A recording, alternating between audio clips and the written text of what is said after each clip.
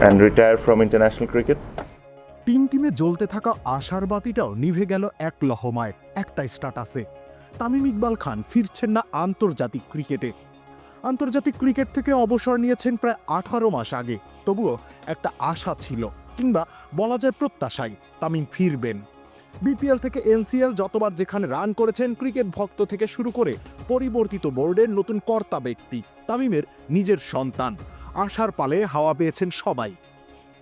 তামিম ইকবাল খান বাংলাদেশের ক্রিকেটের সবথেকে বড় পরিবর্তনের প্রধান চরিত্র জানিয়ে দিলেন। সব চাওয়ার পরেও পাওয়া হয় না, চাইলেই ঘরে ফেরা যায় না। Tamim is all about statements.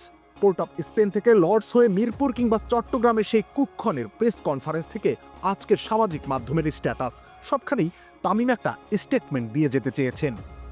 Magic herbal toothpaste দূর করে দুর্গন্ধ সৃষ্টিকারী দাঁতের সমস্যা। ইয়েস, দেখাও তোমার ম্যাজিক। তামিমের মুহূর্ত বলতে আমরা বুঝি ভারতের বিপক্ষে পোর্ট অফ স্পেনের ইনিংস, লর্ডসের রেকর্ড গড়া সেঞ্চুরি, এশিয়া কাপের টানা 450, টি-20 বিশ্বকাপে এখন পর্যন্ত করা বাংলাদেশিদের মধ্যে একমাত্র সেঞ্চুরি, কিংবা 2015 থেকে 19-এর অমানবিক ধারাবাহিকতা। সবগুলো ইনিংসের সাথে জড়িয়ে আছে এক একটা স্টেটমেন্ট। 2007 বিশ্বকাপে ভারতের বিপক্ষে বিধ্বংসী হাফ সেঞ্চুরির সাথে সাউথ আফ্রিকার বিপক্ষের 38 রানের ইনিংস। এমনিতে ওয়ানডেতে 38 রান খুব বড় কোনো রান নয়, কিন্তু ইতিহাস বলে তখন পর্যন্ত বাংলাদেশ সাউথ আফ্রিকার ফাস্ট বোলারদের সামনে অসহায় আত্মসমর্পণ করত। 4-5টা স্লিপ ফিল্ডারের সাথে গালি পয়েন্ট রেখে সাউথ আফ্রিকান ফাস্ট বোলারদের বোলিং এবং বাংলাদেশের ইনিংস 105-10 রানে গুটিয়ে যাওয়াই ছিল নিয়মিত দৃশ্য। তামিম সেখানে প্রতিরোধ গড়লেন। 38 রানের থেকেও বড় নতুন বলেন 55-60টা বল খেলে ভিত তৈরি করে দিলেন, যার উপরে দাঁড়িয়ে আশরাফুলরা আক্রমণের সুযোগ পেলেন। এই যে আক্রমণাত্মক তরুণ তামিমের একই বিশ্বকাপে ভিন্ন রূপ দেখা গেল, এটা তার নিবেদনের কিংবা স্টেটমেন্টের প্রথম পাঠ। লর্ডস টেস্টে তামিম যখন টিম ব্রেসনান কিংবা গ্রায়াম সোয়ানদের ছিঁড়ে খুঁড়ে ফেলছিলেন, তখন তার পা একবারের জন্য নড়েনি। জায়গায় দাঁড়িয়ে স্পিনারের বল কাভার অঞ্চল দিয়ে তুলে মেরেছেন ফাস্ট বোলারদের লং অনের উপর দিয়ে। পরের টেস্টেই ওল্ড ট্রাফোর্ডের ফ্রন্ট ফুটে টিপিক্যাল তামিমের সেঞ্চুরির দেখা মেলে। একটা স্টেটমেন্ট।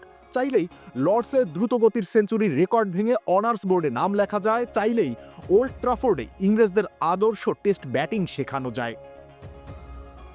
মিরপুর, বুলাওয়ে, দুবাই সবখানেই এক একটা স্টেটমেন্ট। 154 রান করে রেকর্ড চেজে যেমন স্টেটমেন্ট থাকে, ভাঙা হাতে এক বল খেলেও থাকে একই স্টেটমেন্ট।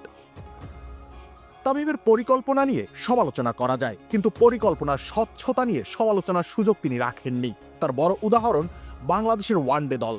তামিম জানতেন তিনি কি চান, তার জন্য কোন পজিশনে কাকে দরকার, তিনি তাদেরকেই বারবার খেলিয়েছেন।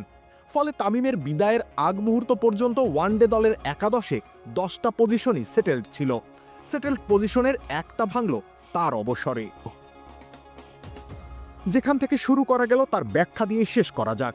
তামিম প্রথম বাংলাদেশি খেলোয়াড় যিনি প্রতিপক্ষের স্লেজিংয়ে কঠোরে ঢুকে না গিয়ে মুখে এবং ব্যাটে জবাব দিয়েছেন।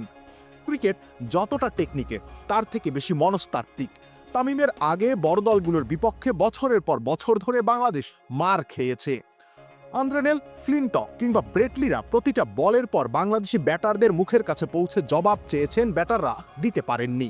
সম্ভবত ব্যাট কথা বলেনি বলেই জবাব দেয়া হয়নি, অথবা জবাব দিতে পারেননি বলেই ব্যাট কথা বলেনি। তামিম কথা বলা শুরু করলেন ব্যাটে এবং মুখে, ছাড় দেননি জাহির খানকেও। ধারাভাষ্যকার বলে উঠলেন, this young man is not showing any respect to the senior Statesman. আন্তর্জাতিক অঙ্গনে থিতু হওয়ার পরে সাকিবও সেই মিছিলে যোগ দিলেন। এরপরে এলেন মুশফিক, রিয়াদরা। একটা জেনারেশন তৈরি হলো যারা প্রতিপক্ষের ভয়ে কুকড়ে যায় না, কথার জবাব কথায় জানান দেয়, ব্যাটে জানান দেয়। পরের জেনারেশনগুলো শিখলো ক্রিকেটে কেবল ভালো খেলাই যথেষ্ট নয়, প্রতিপক্ষ যেন আপনার উপরে চড়ে বসতে না পারে সেটাও নিশ্চিত করতে হবে। তামিম সম্ভবত সবথেকে বড় স্টেটমেন্টটা দিয়ে গেলেন অবসর ঘোষণার সময়। তামিমের অবসর ঘোষণার সময়কে পছন্দ করা যায় না, কিন্তু আরও একবার তার নিবেদন এবং পরিকল্পনার স্বচ্ছতা নিয়ে প্রশ্ন তোলারও সুযোগ থাকে না। কোচ, ম্যানেজমেন্ট থেকে ফর্ম কিংবা শরীর সবকিছুই বিপক্ষে চলে গিয়েছিল, কিন্তু এমন পরিস্থিতি তৈরি হয়নি তামিম বিশ্বকাপ খেলতে পারতেন না। খুব সহজেই তিনি এশিয়া কাপ, বিশ্বকাপ খেলে অবসর নিতে পারতেন, কিংবা অধিনায়কত্ব ছেড়ে দিয়ে আরও বছর দুয়েক খেলা চালিয়ে যেতে পারতেন। কিন্তু বিশ্বকাপের মাত্র 3 মাস আগে ঘোষণা দিলেন তিনি আর খেলছেন না। 1.5 বছর সময়ের ব্যবধানে চ্যাম্পিয়ন্স ট্রফির আগে আরও একবার জানালেন হলো না ফেরা আর। এমন সময় অবসরের ঘোষণা দিতে নিজের পরিকল্পনার উপরে যথেষ্ট নিবেদন থাকতে হয়, আস্থা থাকতে হয়, আর থাকতে হয় একটা স্টেটমেন্ট দিয়ে যেতে চাওয়ার চেষ্টা। আজ থেকে তামিমকে নিয়ে আর কোনো সমালোচনা নয়। বিদায় জানানোর পরে একজনকে মনে রাখা যায় কেবল তার ভালো কাজগুলোর জন্য। Tamim, you will be remembered as one of the greatest in BD cricket history. Robiul Islam Rony, খেলা 71।